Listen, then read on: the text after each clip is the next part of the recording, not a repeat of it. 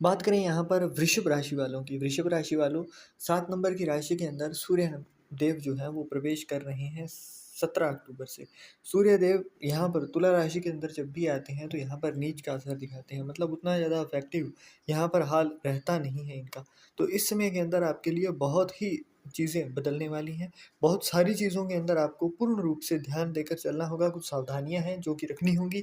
इस समय के अंदर आपको दुश्मन बनते हुए आपके सामने दिखाई देंगे। हालाँकि फायर प्लैनेट है, फायर एलिमेंट का, तो यहाँ पर कहीं न कहीं आपको एक तरीके से सॉफ्ट कॉर्नर भी इस चीज़ का दिखाई देगा।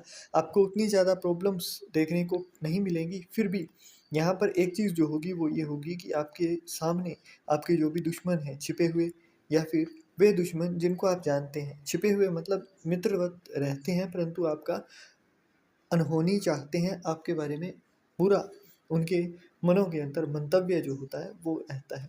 तो ऐसे में इन लोगों के साथ आपको बचकर रहना है, मतलब आपको यहाँ पर ओवर ट्रस्ट नहीं करना है। ट्रस्ट अलग चीज़ होती है, आप अंधा भरोसा यहाँ पर इस समय के अंदर नहीं कर सकते हो।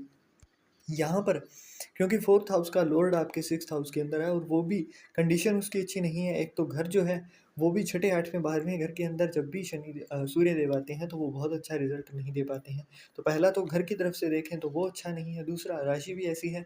तो इस समय के अंदर आपका कम्फ़र्ट की बात करें तो वो थोड़ा-सा यहाँ पर आपसे दूर होता हुआ दिखाई देगा।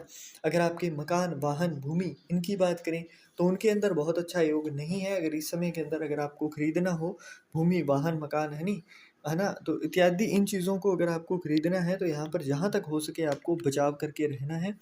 इन चीज़ों को खरीदने के लिए आप 1 महीना डिले कर सकते हो, तो करिएगा, क्योंकि वृश्चिक राशि के अंदर जैसे ही आ जाएँगे, हालाँकि फायर एलिमेंट के प्लैनेट हैं और वाटर एलिमेंट के राशि के अंदर जाने पर उतना ज़्यादा प्रभाव नहीं होगा, फिर भी कहीं न कहीं ये केंद्र के अंदर आ जाते हैं, तो यहाँ पर उतना ज़्यादा नेगेटिव रिज़ल्ट आपको देखने को नहीं मिलता है ना? यहाँ पर शून्य हो जाएँगे तो वो उतना ज़्यादा बैड रिज़ल्ट आपको देखने को नहीं मिलेगा।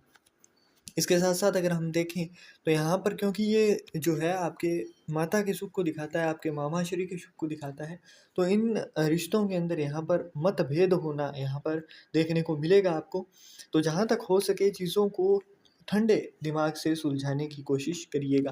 कर्ज़ लेने से इस समय के दौरान आपको बचाव ही करना है, और ख़ास करके अगर आपका कोई लंबे समय का कार्य है, जिसको आपने मतलब आपका ऐसा कोई कार्य है जिसके अंदर आपको 10 साल, 15 साल, 5 साल, है ना? इस तरीके से लंबे टाइम के लिए अगर कोई कर्ज़ लेना है, कोई बड़ी आपकी योजना है, तो उसको 1 महीने के लिए आपको डिले करना आपके लिए फ़ायदेमंद होगा, क्योंकि अगर डिले नहीं करोगे तो ऐसे फँसोगे आप कि सालों तक यहाँ पर निकल ही नहीं पाओगे।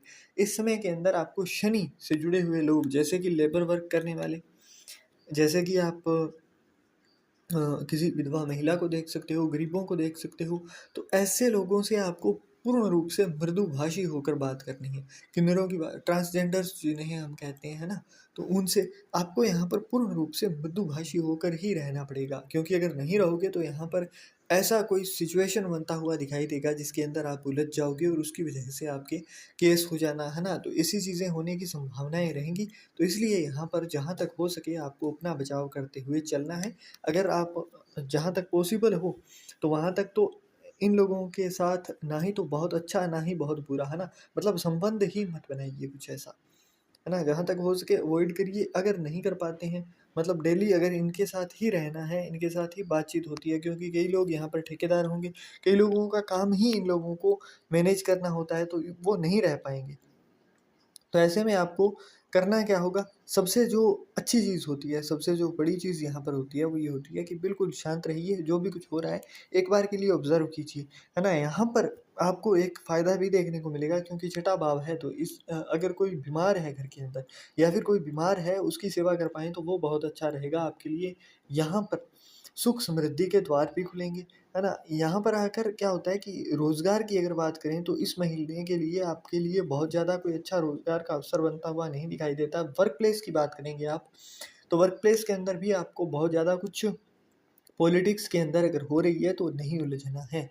कहीं भी अपनी व्यक्तिगत राय को साझा करने से बचाव करिएगा, क्योंकि आपकी व्यक्तिगत राय यहाँ पर आपके ही गले का जो फांसी का फंदा होता है ना, उस तरीके से लगती हुई दिखाई देगी। आपकी बातों के अंदर, आपकी चीज़ों के अंदर स्ट्रेस ऐड करने का कार्य यहाँ पर आपकी व्यक्तिगत राय को साझा करना हो सकता है। तो इस चीज़ के अंदर आपको खास तौर पर यहाँ पर बचाव करते हुए ही चलना है, ताकि आपके लिए कोई भी नेगेटिव रिजल्ट यहाँ पर आपको देखने को ना मिले। इसके साथ साथ यहाँ पर दवा खाने, पागल खाने और किसी बीमार व्यक्ति की जहाँ तक हो सके सेवा करना आपके लिए फ़ायदेमंद रहेगा, क्योंकि ये छठा भाव जो है वो केतु से और राशि जो है वो शनि से जुड़ी हुई है ना? हालाँकि लॉर्ड जो है वो शुक्र है, परंतु जब आप गहन अध्ययन करते हो तो आपको पता लगता है कि 7 नंबर मतलब तुला राशि के अंदर शनिदेव जो है ना? उनका भी इम्पैक्ट कहीं न कहीं आता है, क्योंकि शनि शुक्र को हम लीला मजनू कहते हैं और यहाँ पर आकर शनिदेव भी आपको एक अच्छे हाल में दिखाई देते हैं, है ना? तो वो है। उसके साथ-साथ थोड़ा एक्सपीरियंस होगा तो आप अपने आप जानने लग जाओगे इन चीज़ों को। अब यहाँ पर होता क्या है ना कि अगर आप कुत्ते की सेवा करते हो तो केतु का कुप्रभाव, शनि का कुप्रभाव यहाँ पर आपसे हटता हुआ दिखाई देता है, आपके ऊपर इतना ज़्यादा नेगेटिव इम्पैक्ट नहीं रहता है।